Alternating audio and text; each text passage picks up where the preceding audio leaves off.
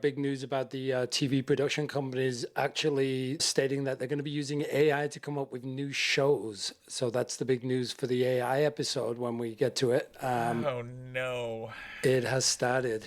They also just re-announced cable. Disney Plus, Hulu, and somebody else, HBO Max maybe, are joining together to create a cable streaming service, basically. So, good. Yay. It's 2008 again.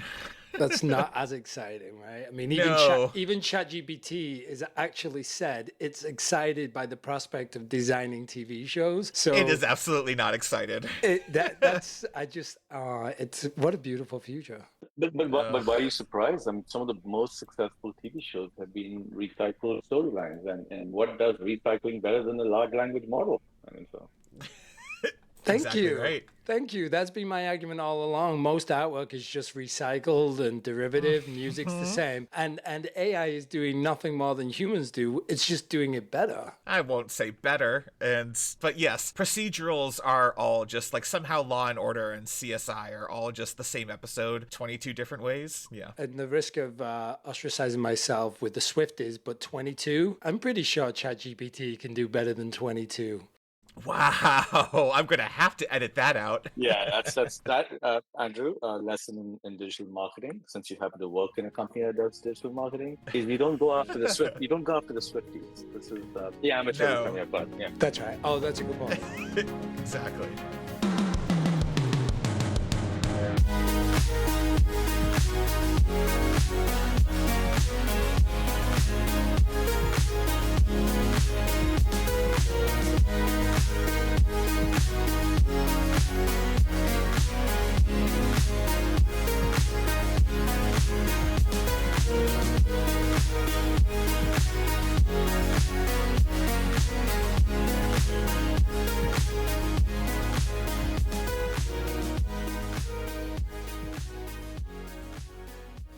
Welcome to Acceptance Criteria, where we talk about the good, the bad, and the ugly of how software gets made and how we can all do a better job together. My name is Kevin Thomas Euland, and across the chat from me is Andrew Greener. Say hi, Andrew. Hi, Andrew. We're also here to get deeper on the human element. I could go on for an eternity about people and how they think about the process of building complex systems, and I can't think of two better people to do that than Kevin and I. Wrong again, Andrew. This week, there's three of us. We're joined by Pradeep Ittycheria, who is both of ours boss's boss. He's often been a CTO in past lives and has come to answer some of our questions about engineering and his current role as president of our organization. Say hi, Pradeep. Hi, Pradeep. And you know what? I was just telling you guys, I've arrived. I have been accepted to acceptance criteria. Hey, nice. There you go. Well, it's not released yet, so I wouldn't, let's see how it goes first. Let's see how the edit turns out. Yeah. Kevin from the future just popping in to say we did have some audio issues with Pradeep's recording, but I think we got it mostly cleared up. And there was so much that we talked about. This is going to end up being a two-parter, so look for the second part coming up. All right, back to the episode. But a quick reminder, whether this is your first episode or you've been listening for a while, we wouldn't say no to your going and dropping 5 stars on Apple Podcasts or Spotify and leaving us a nice review. And if you want to leave us a bad review, remember the name of the podcast is My Brother, and Me. Also tell your friends if you like the show and that they should check it out. Some of the best podcasts out there go by word of mouth, and we'd much appreciate it. Also a friendly reminder that we are always interested in hearing questions directly from you, our listeners, for our segment User Stories. If you've got a scenario you'd like help with, whether it's working with an engineering or product team member, trying to figure out how to solve an agile process problem, or you just can't understand why your favorite app updated everything and it's now terrible, we're here to talk it through with you. You can send those questions to acceptancepod@gmail.com or submit them on the Discord in the User Stories channel, and we might be able to help on a future episode. And we're happy to keep it anonymous so no one can trace it back to you if you end up talking a coworker or something. Are we going to be keeping it anonymous here, Pradeep? Any talking of coworkers we should be doing today? There's so much talking about. But what if most of the talking about both of you, and how do I do that, right? So yeah, exactly. That is totally valid. We'll see a massive spike in viewership, though, right? Listeners, that'll be finally someone to take these guys down. Yeah. All the misplaced theories and baloney. Yeah, no, absolutely. I'm all ready for that. But before we get to all of that, let's take a short break and we'll be right back. All right, welcome back. I don't really have a name for this segment yet. This is going to be a freewheeling conversation as we pick Pradeep's brain on a number of topics. Did you, I don't know, Greener, did you have any further edits to the order of this? Do you want to just... No, I was happy to see that you broke it out into sections like this. So I think it'd be a good open conversation. Cool, awesome. I did. So at some point, I think Mandeville had sent me the link because we were having a conversation about value and effort. And so, Pradeep, you had written this article back on 2017 on LinkedIn about is effort getting shortchanged? And I think it's exactly the kind of sort of thing we haven't taken account of fully in our current process. I know effort is often divorced from value. And, I'm the product guy. So obviously, I'm going to think that's why the partnership between product and engineering is so important. But it's on sort of both sides to be able to understand how can we get effort into those more manageable milestones, how can we make sure we're always tying it to that value, making sure that you're not doing effort if you don't tie it to value. And so I don't know, I guess my first question is, you're the person who's, your background has mostly been, it seems like, in leading engineering organizations. So what are the stumbling blocks you see as we try to get people towards the value that they're generating out of their effort? Is it an engineering skill set? Is it a partnership between product and engineering? How do we help people get to this ideal state better of doing work that actually means something? Yeah, no, that's a great question. First of all, I think it's very generous when you say I wrote an article. It was, I think, about 2 paragraphs, and it was out of it was out of I was a little frustrated, which I think feeds well into this conversation today in terms of and the timing actually was about the same time of the year we were going through, guess what, performance reviews in a previous company, but. Well, let me, and this is going to be a little longer answer than you probably want, but let me first start off by saying that effort must always be recognized, always, right? It's the right thing to do on so many levels, both human and professional. But what we're talking about here is rewarding, right? So we're talking about rewarding effort, outcomes are not achieved, right? Yeah, it's something we need to have a deeper conversation on, because sometimes people Sure. conflate recognition and rewarding. In some cases, recognition is by rewarding somebody with something, or but there's also a state of recognition where there isn't a reward. It's recognition in its truest form, as it was intended and written as a concept, right? So the first differentiating recognition and rewarding is kind of critical, because otherwise it's very easy to look at this whole topic as and I'm going to say it, someone just being an a-hole, right? Hey man, people work hard. Can you please recognize their efforts? And so we should always recognize their efforts. It's just the right thing to do on so many levels. And it's also worth noting that, while extraordinary effort guarantee doesn't guarantee results, right? Impressive results are rarely achieved without extraordinary effort, right? So while it doesn't always guarantee results, seldom do you get amazing results without some crazy amount of effort that's been put behind that. Sure. Now, if you think about that, with that level set behind us, now back to your question, Kevin, in my experience, the following things tend to happen, and I am generalizing. That's the whole point of the conversation. There are always no answers in every situation, every company, and every team that you work with. Number one, should not be a surprise. Teams just don't have goal clarity, which then leads to a lack of goal ownership and accountability. Right? They see a PowerPoint deck that a leader shows with 5 to 10 key focus areas. You know what? Those focus areas may also be named and numbered, like maybe uno, cuatro, and and they don't try to understand the why behind the goal, don't challenge the goal if they have a different viewpoint, which then leads to a lack of accountability, because there's just not that ownership. And incidentally, for a different podcast, different topic is the discussion around how democratic can the process of goal and strategy that creation be in a company. I personally believe it's not a democratic process, but I'm sure there's a conversation around that. But anyway, so teams don't have this goal clarity, then which leads to lack of goal ownership and accountability. And what tends to happen is most teams they just wait for the work to be given to them. Like hey, split this goal up with this amazing slide you just showed me. Tell me exactly what is the work that I have to go and do. And for example, most software engineers, again generalizing, they don't spend a lot of time putting business value to a bunch of use cases they've been given, right? They're just waiting for the user stories to be good with good acceptance criteria. Look what I did there. I just plugged your podcast. Thank you. Uh, Nice. and this is where leaders have to step up, right? This is where leaders, if a leader at any level, anybody who's leading something, is managing teams, is not spending 30 to 50%. Yeah, I said it, 30 to 50% of their time driving goal clarity and cross-functional alignment, they're missing the boat. And We could argue about whether it's 30, 50, 60, 70, doesn't matter. A decent portion of their time, if it's not being spent driving goal clarity in their teams and cross-functional alignment, they are missing the boat, right? So that's number one. Number one, what I see is teams don't have goal clarity, and then it leads to lack of goal ownership and accountability. The next thing, which is right up there, which a lot of us deal with, and if you've just been through a performance review cycle, you'll see this in conversations, which is what I call this is not in my control viewpoint, which is like, hey, I don't control that. I control two of those five things. Are you going to hold me, accountable for all the five things? And so what that really is, in other words, a person or team does not really own the full outcome, which happens all the time, right? You have big projects that may have multiple teams doing different parts of it, and they tend to think of their parts as things they can control, and that becomes the finish line for them, right? So, hey, if I can finish those things that I can control, hey, we reached the promised line, right? We're finished, we're done. This is where I think leadership again plays a key role in making those connections and showing that the team is not just a group of individuals who do part of the goal. The team, with a capital T, right? The team is everyone working on an outcome. The goal, right?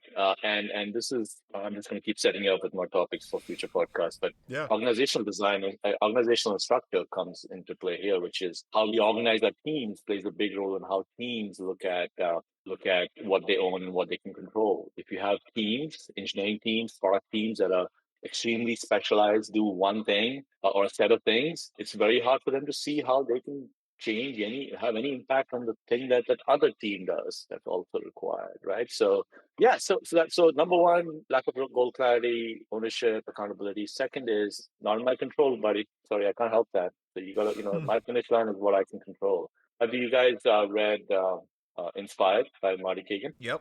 Yeah. So full disclosure, I was telling Andrew this the other day. Andrew, I am one of those guys who reads half a book and then picks up a bunch of I think I pick up a bunch of insight from that book, and then I pretend to know everything about the book, and then come across with more, pretend to be more intelligent than I am on some of those topics, Sure. and one of the guys I really like, Scott Galloway and Prof G and his work, and what he seems to do the same thing. So probably I'm not alone in this approach of getting books and picking up details. But what Marty Kagan talks about, which is really interesting, and now it comes back to your question. Like I said, this is going to be a long-winded answer to your very clear question. Yep. This is where I think all the product managers are going to hate me when I say this, right? But I believe that most technology projects, they fail not because of delivery failure, where a product engineering effort didn't get completed. They do sometimes,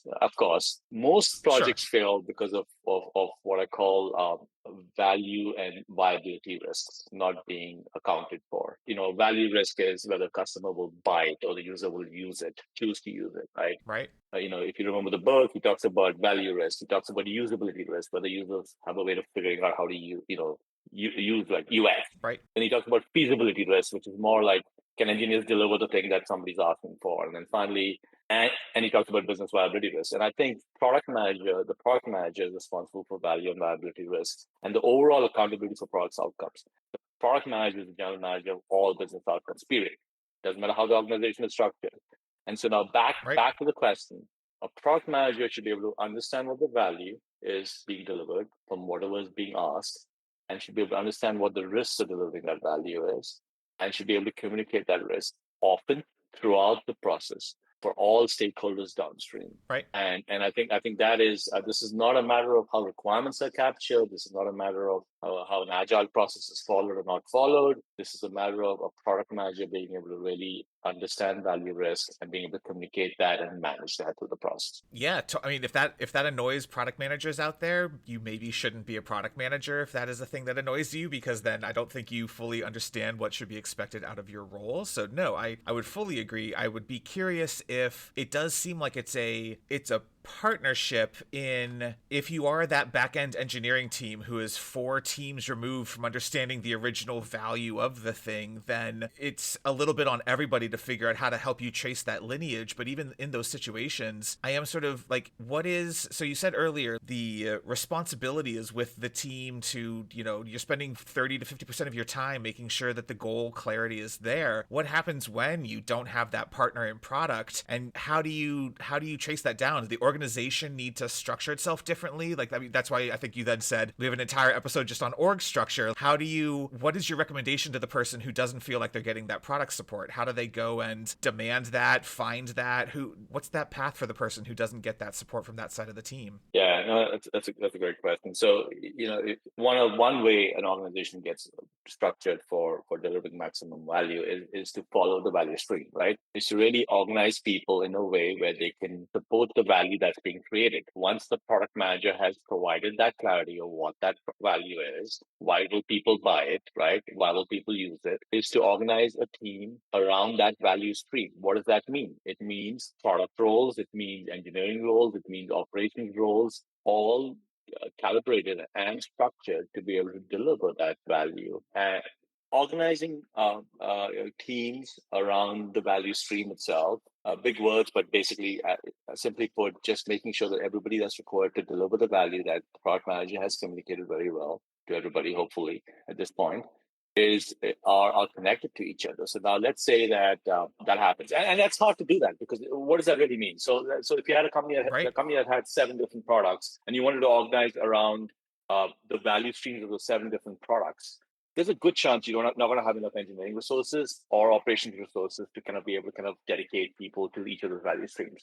So you will always have some degree of shared resourcing shared resource models. But the goal should be, as much as possible, to have some level of dedication, even if it's not entire teams, key roles, and key people within roles. So a product person, a product owner, an architect, or a lead engineer, right? You may not have the entire engineering team, because, who are we kidding? We don't have unlimited resources, and it's very hard to organize in that dedicated capacity. Ideal state would be literally will have dedicated teams for every effort, which sounds very 1990s at this point, but it's actually very effective as a way to maintain focus and deliver something, right? But short of that, you try to organize key roles around that value stream. So that's number one. And then once you do that, you tend to connect people the right way, because those people are all focused on something, on a key value delivery element, which just takes away so much of the telephone game we typically play in organizations around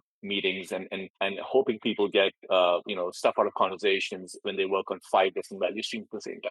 Yeah, that makes sense. Well, and I think one of the other parts of the article that you had, or the 5 paragraphs that you'd put on LinkedIn, was the challenge that people have when they start to then break that down into milestones, and you've got 2 weeks in your sprint, and that is all you have to deliver some incremental piece of value. And are you setting sprint goals, and does that sprint goal have a tie back to the value? And I'd be curious, is that a thing that engineering can do on its own, or is that a thing where you need to, hopefully, like my experience has been, obviously, a technical product manager who can actually help you understand how to think about breaking down something. And I think we've talked about on this podcast before, is there a version of it where you actually only write the first couple of tables, a couple of the API calls, and a UI screen, just to prove that you're getting something into the UI, and we can see, now we can create the user. They can't change their first name or last name, and we can't do single sign-on yet, but at least we have that basic user edit screen going. Like, are there different ways is that good? Is that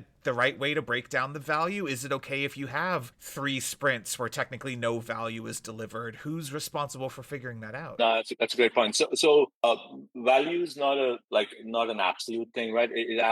There's steps to value, right? Value can be split up, correct? Like so let's take an example that we all have seen in our our computer science books from the late 90s, and a database, a DBMS that has an auto management system, right? I'm going to take a very old school example to make the point, which is, if the value of the auto management system was that someone can find existing orders quicker and then be able to edit those orders to make large number of changes very easily. If that is kind of I'm just putting a very basic thing. That is the value that a product person is trying to deliver through this new order management system. Find the orders quickly and then be able to make changes at scale so that you can do a lot, right? And that's what the whole thing is, the whole box of value is. Well, absolutely, there's a step in there of like, when you find the orders quickly, right? I mean, that's step one of that value statement. And from an engineering perspective, if that is 3 sprints and not 1 sprint, and you can't do your search optimization or your search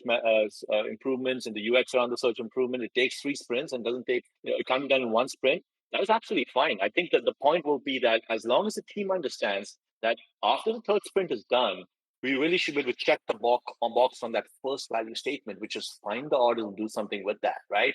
And so I'm not suggesting that everything has to be like micromanaged to like, hey, there's got to be deliverable value in every. I know this goes against what you typically read in the Agile documents about like there should be working software. Working software is different from the value conversation we're having right now. Sure. You could still have working software at the end of the first sprint. What I'm talking about is value can be split up into multiple chunks. And even just having milestones to those chunks is taking us in the direction that we need to in terms of making sure engineering understands value. Yeah, that makes sense. Well, and I think, I don't know, I've asked enough questions. Greener, you have one of yours that you want to get to? The question I'd ask you, Pradeep, is I guess I 110% agree with you. I think there's a lot of scientific research that backs your article, right? Which is, if you look at how parents strive to raise children, we praise them for the work, right? And the process. We don't sort of reward them for a month of keeping their rooms tidy. We sort of say, hey, every time they do it at the atomic level, we're sort of rewarding them. And habit formation and intrinsic motivation, I think, is the term. And Daniel Pink is an author who talks a lot about this. Like, it goes into our habits, and then our habits influence culture. So my big question would be, this feels idealistic. Have you ever worked anywhere where you felt, as the conductor, there was the orchestra was playing this tune consistently enough that you were seeing a rich culture because of that, like the reward for the effort? Yeah, no, I think one way to kind of maybe just rephrase that question and tell me this makes sense is what is the culture of a company that recognizes effort and rewards effort, but those rewards may be different things depending on the culture of the company. So as a leader, you want to make sure that you are driving, and this sounds calculated, but let's just be transparent. As a leader, you want more dedication, more commitment, more effort from your teams, right? And you have to reward those behaviors. Yeah, I said it. You have to reward those behaviors, right? I'm not talking about the popular everybody gets a trophy mentality, right? Which I completely disagree with. Rewards must be earned, right? And maybe some of this is my Asian upbringing. But I don't think so. This is an opinion that a lot of people share. But if you want your teammates to, but I also recognize that if you want your teammates to put forth maximum effort to go that extra mile, you must reward that effort. Right? Now, certain rewards, especially the best ones, should be reserved for those who achieve results. Period. Right? That does not mean you cannot reward people when the results haven't been achieved. Now, what form does those rewards and recognition take? Now, I'm going back to the earliest distinction I made between recognition and rewards, because a lot of what Daniel Pink also talks about is people just don't recognize effort. First of all, like companies just don't recognize effort because they go all in on this goal mindset of like, hey, if it isn't win, then everything else is a loss, right? And I'm going to speak on both sides of my mouth here, but yes, in business, if there is the win hasn't happened, then the win hasn't happened. It's life is who was it? Arthur, who was the gentleman who said life's a journey, not a destination? Well, he clearly didn't run a company because if he had to pay the bills. He would probably have to make sure that the destination is being reached quite often. Not every time, but quite often. Otherwise, the math doesn't work out, right? So keeping that aside, I think certain rewards, the best ones, should be reserved for those who achieve results, period, right? But you should also reward extraordinary effort with sincere praise, and it has to be sincere praise. So to answer your question, Andrew, when you recognize people for their amazing efforts, regardless of outcomes, it has to be sincere. And it has to, and the gestures have to be meaningful as appropriate for the culture of the company. Different companies have different culture. I'm not one of those people who say there's only one culture that is the right culture. Like, there is a fair amount of variability in cultures. And so even in cases where the desired outcome is not achieved, absolutely, based on what is culture appropriate, recognize in a sincere way and do praise people for that, right? Because absent the teams continue to put in the effort that they put in, even if the results were not achieved, you're not achieving any of your future goals. I mean, that effort you've got to keep making sure teams keep doing that. I also think these are great opportunities. Like, think about the time where you're praising a team or individual for the amazing effort they made and the final goal had not been reached because of something happening, right? It's a great opportunity for leaders to actually express and expose their thinking to their teams, which is like, man, that was an amazing effort, right? But if you remember and so first of all, kudos to that, full stop, right? But as you remember, as we were defining the goal, the whole conversation on goal clarity and how we went into it in great detail, as you realize we didn't get X done. And so, well, till that gets done, we're just going to open the Coke bottle right now, not the champagne bottle, right? But listen, without you even opening the Coke bottle, we won't get to the champagne bottle. So appreciate that. So there has to be a genuineness, sincere praise aspect to recognition. I'm just calling out that certain rewards, should be reserved for results being achieved. Well, and I wonder if there's also a part of this, which is sometimes from the outside, if the value and the results aren't understood by the rest of the organization. And so if you're looking at a team sort of, celebrating and rewarding the fact that they accomplished something, but we're opening the soda, not the champagne, to the outside people looking at celebrating the soda because they don't understand the incremental value. They don't understand why the goal, like that communication and that transparency across the organization can make the perception of that look weird from the outside. And even worse, if you have situations where the culture and the organization is not aiming towards a good goal, and so you have situations where teams are just busy work on things that they need to do to fill the backlog, and we're recognizing, the efforts that they put in towards something that doesn't feel like it's achieving the goal. Your issue from the outside is not with the concept of rewarding and recognizing that effort. Your issue is with the underlying lack of direction, and the backlog itself wasn't populated very well. So I kind of wonder that there's a perception which is like, why are those guys getting, rewarded for not doing anything? And it's like your issue isn't with the concept of rewarding people. Your issue is with the crap that went into that team's backlog and their lack of clarity on goals. So don't take the issue with the person doing the rewarding. Take the issue with the person not giving the good goal clarity in the first place. Yeah, no, absolutely, and in some cases it's the same person, right? So that's where it gets a little sure. It gets a little tricky, right? So, but yeah, absolutely, yeah, that's absolutely fair, and it's a little bit like overused, example, but you're trying to climb the mountain, trying to get to the summit of the mountain. As leaders, you want to be able to tell people why we need to climb that mountain. Maybe it's a great view or something else, right? There's a good reason. You want to make sure they have the resources to climb the mountain, right? They have the skills to climb the mountain. Right. Yeah, but you're going to ask them, hey, you want to go from base camp to camp 3, or do you want to go from base camp to 1 to 2 to 3 to 4, and explain why you want that? But after that's done, team knows that you kind of climb the mountain. I've got the resources. I have some control over the path I'm taking. And if I haven't reached base camp, I haven't reached camp 2 when I was supposed to reach camp 2, well, then there is something I need to fix, right? And so. Right. Those are all kind of important.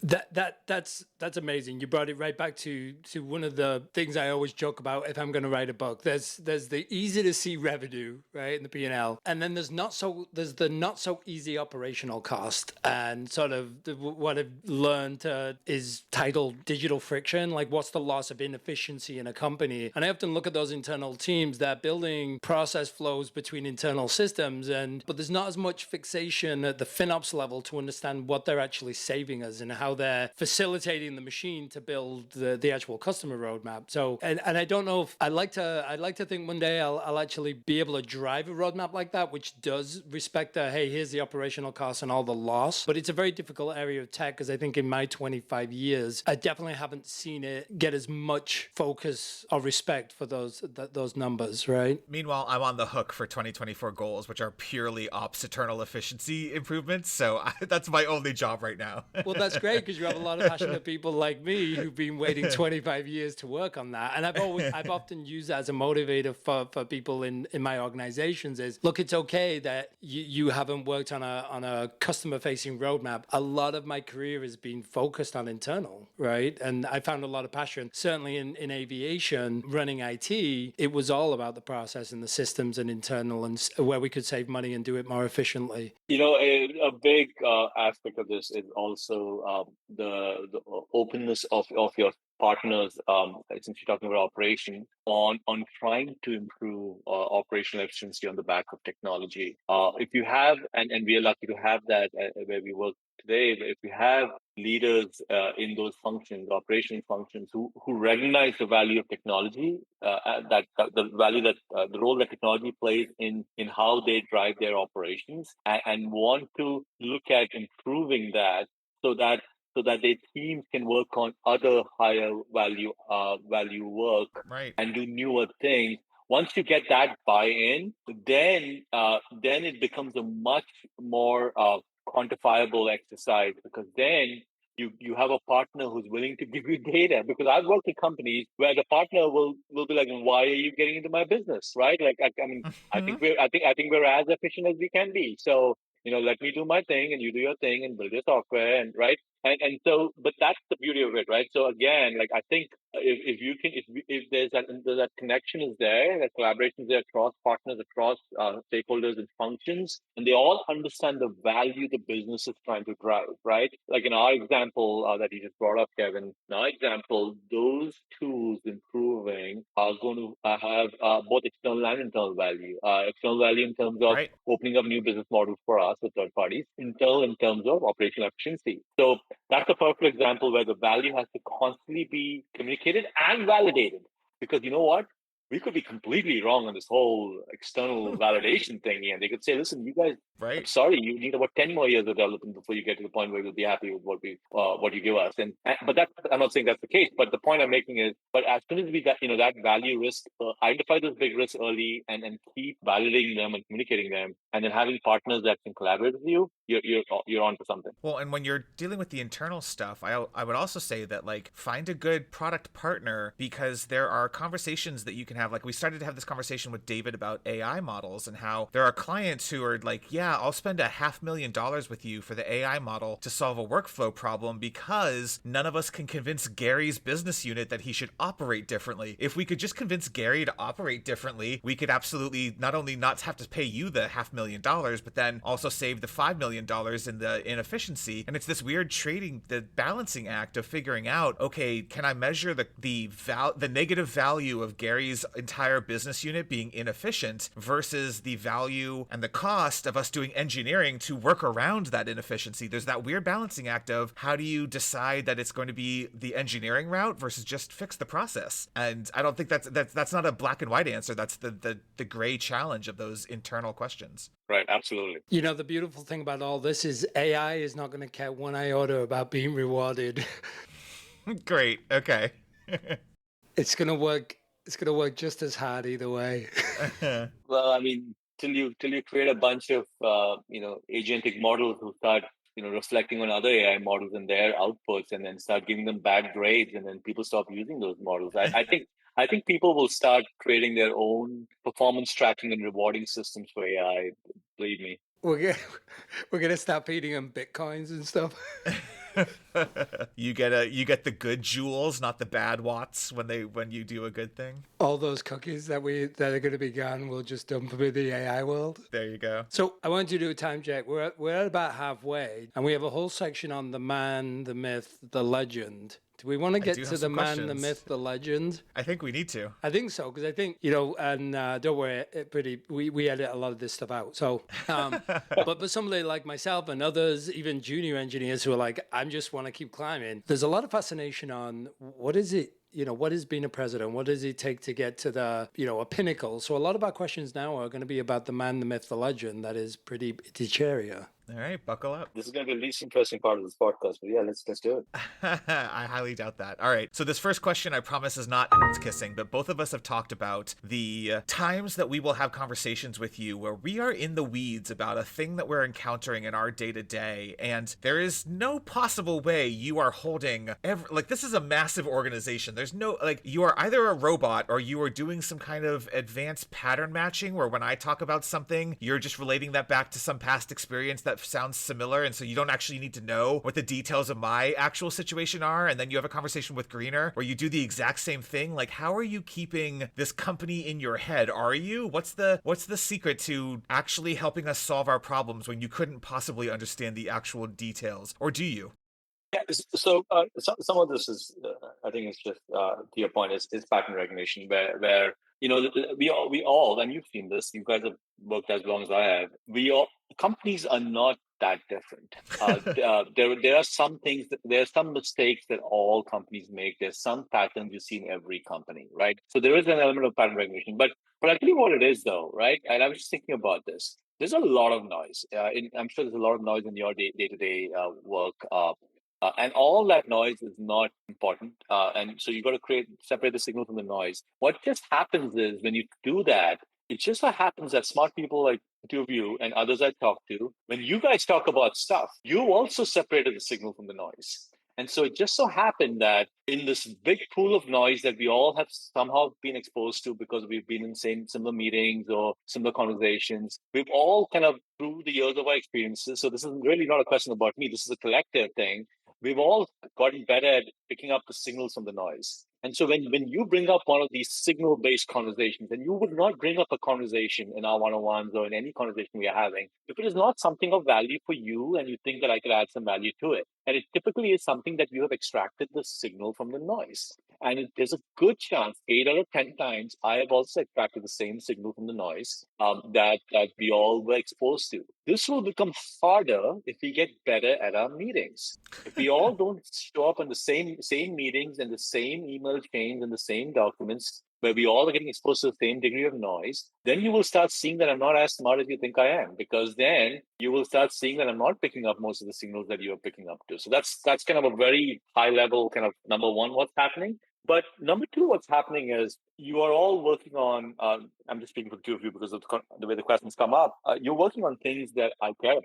Like these are like, not that I don't care about everything we're working on, but there's certain things that I don't think about as much as I do some other things, because these are key strategic initiatives for us. So obviously there's a POV on it, right? I have a POV on it, and it just so happens. And when I'm trying to figure out like how are we doing against it, like what's the progress, and I do read you'll be, I mean, one thing I do is I do read a lot of the conference pages that team set up. So if you said like if Mandeville, if you, Kevin and Andrew, and sending me a link, I may not get to it that week. Andrew knows this. Like, you'll send me a link. I won't get to it that week, but I will absolutely go and try and read it somehow, when I can, because then I'll bring that up in the next conversation. Hopefully you've noticed that kind of pattern there.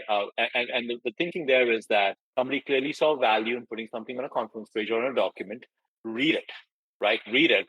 Even if you don't understand at all, it'll enrich your conversations that you have next. So it's creating enough time for that kind of engagement, and then continue to hone in on the signal versus noise kind of approach that we all take as leaders. Interesting. I think one of the things Greener and I have challenged each other on in this podcast is trying to understand what about our backgrounds has led us to be successful in these areas. And so I would challenge you, what in your background made you good at the signal to noise? If I'm a junior engineer listening to this podcast and I want to be Pradeep someday, what about your career, what about your experience do you think made you good at that signal to noise reduction process? Oh boy, I'm going to expose myself here, but so I'm a Fugazi technologist. That's really what I am. And so by that I mean, and I've said this to Andrew before. I started off in technology. I was coding. I've always managed engineering teams, but very quickly, early in my career, and I'm not saying this is normal, but early in my career, I started getting exposed to the business side of everything, right? Whether it was raising money, whether it was what motivates people in terms of rewards, since we started that conversation, whether it was understanding business value. And I was always fascinated by that because in my mind, technology for the sake of technology is a waste of time for everybody, right? And so much of the excitement technologists have is around working on cool tech, and they should be excited about that. But if the cool tech is not leading to a tremendous amount of value being created for everybody, the rich billionaires who own companies and employees, then it's just conference material, right? It's just stuff that you hear and get excited about and get a certification. And I'm working on some stuff right now myself to get certified on some AI ML stuff. But the point is, that's just all fine. But how is it improving, creating capital and value for stakeholders, right? And that I've always been fascinated by that because I've seen it when I moved to the US. I saw that in companies, and I saw how companies would have a great small idea and with like very few people became very successful. And I just became a believer in that whole model of like hone in on the value, deliver the value, and then you'll make a decent amount of money, right? And so back to your question, got enough of a technology background to be dangerous, but really was more fascinated by how technology enables business value and understanding leverage, understanding what investors look for. I'm fascinated by that. I'm fascinated by why capital gets invested in companies, right? And so all that to say that I think just helped me and served me well because then when somebody would say, listen, go build all the products you want to build. We just invested in your company. And then like a year later, they like cut off your costs. I'm like, hang on, what's going on here? Like you went from like, it was like a honeymoon period where you were just investing and we were building all these cool things. And now you're saying, cut all these costs. Like, but then you understand the method behind the madness. You don't have to agree with the method behind the madness, right? But you understand it. It demystifies it. I literally, one of the things I did for my previous company was I think I wrote something about this on LinkedIn or maybe somewhere else about just it's not your usual finance for for technical managers course. It's more understand what drives investors. Sure. Course, right? And then article, not course. And then so that when an engineering manager comes and says, why are we investing in that product and that tech and not in this cool stuff that makes 80% of revenue for this company? You can have an answer that they understand, right? They may not agree with it, but at least you give them the method behind why it's being done that way. I've kind of hyper focused on that because I believe that's a big part of being a successful technology leader beyond just a technology. Interesting. It feels like a quick fire round. So I'm going to say, what would 20-year-old Pradeep remind current day Pradeep? Ooh. Oh boy. Well, you can't control everything. The 20-year-old Pradeep will remind current Pradeep, you can't control everything. Luck will play a big role in your success. Don't wait on luck. Try to make your own luck. I've seen that on a T-shirt somewhere. But who are we kidding, right? If you can control a force that brings good fortune, which I believe is the dictionary definition of luck, well then let's say we would not be having this conversation, right? I would be sitting on a private island somewhere sipping Mai Tais and not wasting my time on this podcast. We could just edit that. Totally fair. We could edit that piece out. Right. And the second thing I tell my 20-year-old self is, spend more time building friendships, right? Nurture those friendships. I'm very envious of people who have large friend groups and networks. I could have done a much better job of that. I would tell myself to slow down, and this is kind of a little creepy, but I'll tell my 20-year-old self to slow down and spend more time with your kids.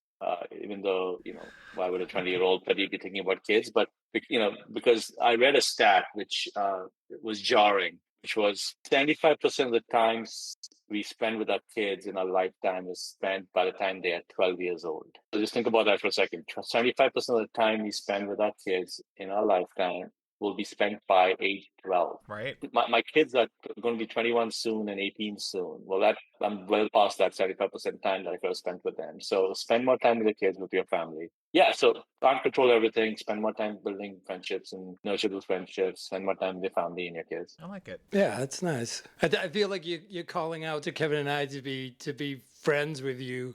So. Well, are you telling me you guys are not friends? No, it's eerie how similar our lives are, because that is one of mine as well, where I'd go back. I think it's maybe being in the different countries, or I don't have college buddies and things like that, but I don't have this foundation of friends, right? Like I call them associates, which is typical for me, right? Like I believe in the Matrix, so I have associates, not really friends, and I do regret that today when I'm like, oh, it'd be nice to invite the buddies over to watch the game, and I'm like, but you don't have any, so it can be terribly lonely. They do call it the Seattle freeze. It is very difficult to make friends as an adult in the first place, and then in Seattle for some reason it's especially hard. It is, all of my friends are back in New York, and I'm like, why did I move back to Seattle again? Kevin, I got some feedback for you that might help. It's just me. It's not the Seattle freeze. It's the Uland freeze. Also, I want to clarify. I would not be wasting my time on this podcast here. I would have you guys flying on my private jet to my private island. There you go. And then we'd be doing it Amazing. from there. Then we'd be doing it from there. So amazing. We don't need to edit that out now. Perfect. There you go. I like this challenge one. I might adapt it. It says, who was the last person to challenge your decision? But maybe load it a little bit. Not necessarily just one decision, but was there somebody? You'd have to name the person, or you can just think of a more general approach to these types of people. But people who repeatedly challenged you, and when you felt like it was unjustified, or where it was justified, and it changed you to become a better leader. Or but yeah, the question is, who was the last person to challenge your decision? Oh wow! I get challenged all the time. Pradeep rules with an iron fist. That's never happened. Yeah, sure. The problem is I get challenged all the time. So I'm trying to pick it's the exact opposite problem of the iron fist. No fist is more like it in this case. But no, I think it is. I'll give you one work related and one personal, and I'll try to kind of be pretty general about it so that I don't give up too much in terms of identities and situations. But one of my best friends, and actually also somebody who was a manager of mine for many years. In a business venture we were working on together, kind of did not go where it was supposed to go. I got a little negative on a few things while this person was still very much fighting the good fight. I hadn't given up on it. I was just getting I was being doubting Thomas, right? And some of this was tied to my immigration situation and just employment risk and everything else. And this person really challenged me to kind of, and what I value a lot, dear friend, challenged me to kind of get out of it. Like if I had to kind of almost basically grabbed me by the shoulders and said, "Take it off, man. You're a lucky sod who's got, lives in this lovely country with all this opportunity. Take it off. Just let's figure out what plan F at that point will be." Right? And so now it's a pretty standard situation we all deal with, right? Somebody near and dear to us tells us to just kind of listen, just get over it, just deal with it, right? But what that helped me do was it really made me understand that for someone who I value and trust a lot, and is been an amazing leader, that kind of straight talk where it wasn't like, "Hey, let me empathize with your challenges," and I understand. It was like sometimes you just need someone to just tell you exactly how it is. You could hate them for it for the next 1 month. That is something that made me realize I have to be able to call that audible myself when it reaches a point in my working relationships of like, dude, I'm sorry, you're not going to get a lot of EQ from me on this one, right? Sure. I'm not going to try and understand your mental state on this one because this is the way it's going to be, and I want you to just adjust, make that change. So, and I had used that. I've used that in all jobs since then, and you only get that many of those because at some point you got to continue to make sure trust remains. And sometimes when you do that, you break your system, you break your process of how you typically would deal with that. Right? You circumvent your standard approach to understanding, listening, empathizing, go through the whole cycle. You just break that cycle, right? And you can only if you keep doing that, you will create cracks that are hard to fill. So you've got to be very smart and selective about that when you do that, right? So that's number one. On the personal front, just kind of holding a near and dear one to a standard, which was my standard, not the standard that they want to live their life by, which is still a very good standard. I'm not complaining, but just realizing that the same opportunities and freedom that I had to make the choices I made to get to the point that I got to should be made available to everybody. And we will all make mistakes. My golden rule is make mistakes you can recover from. Don't not try to make mistakes. Yeah. Right. I like that. It makes me think of a whole category, many categories of conversation, and the things I read on LinkedIn, like the types of leaders that were most impactful, right? And sometimes it's those people are like the things they say to you are like the pins, the reminders when you forget in the dark times. You go back and you hear those words and you say, yeah, that was that resonated with me so much that it was the change in my behavior. Like, and oftentimes in my life, it's been an internal voice, right, where you don't have a lot of friends surrounding you, and you might be having those conversations with yourself. But I do remember those moments that you're talking about, where someone said something that really resonated and was like that pin to, yeah, I have to adapt, I have to change. Yeah. I've been perfect my whole life, so I don't know what you guys are talking about. Yeah, Kevin, you are one of those people who only listens to the internal voice. Well, thank you. I know we're at time, Kevin, so... Yeah, no, this has been a really great conversation. I will we'll check Craig's quality of recording, and hopefully it's good, and we'll be able to do this. But worst case scenario, we'll just have to bring you back and pick your brain again. Yeah. Absolutely. Now that I know that how smart you guys are, I'll make sure I'll be more prepared. Yeah, no, Awesome. All the hard work starts with me editing in the background, so... All right, well, thank you for coming up on this. This is a good conversation. This is great. It was a lot of fun. Thanks, guys. Thank you, Pradeep. Bye. All right, awesome. Talk to you later. Bye-bye. Bye. All right, well, that's going to do it for us on this episode of Acceptance Criteria. As we mentioned earlier, this is going to be a 2-part episode, so look for that second part coming up. To read articles that we've written on similar topics to the ones we talk about here, head over to the blog at acceptancepod.com. You can also follow us on most apps. We're at AcceptancePod. We'll post links to show notes and any articles from the blog over there. We're also building a community on Reddit at r/acceptancecriteria and on Discord. You can find links to both in the show notes and on the blog, and I promise we'll be moderating the crap out of them to keep it a nice little slice of the internet. For now, I'm Kevin Thomas Euland, and you can find me on most apps at kthomaseuland. That's ULLAND. And I'm Andrew Greener, and you can find me on most apps at Criteria Greener. That's GREINER. And this has been Acceptance Criteria. Thank you for listening, and we look forward to hearing from you.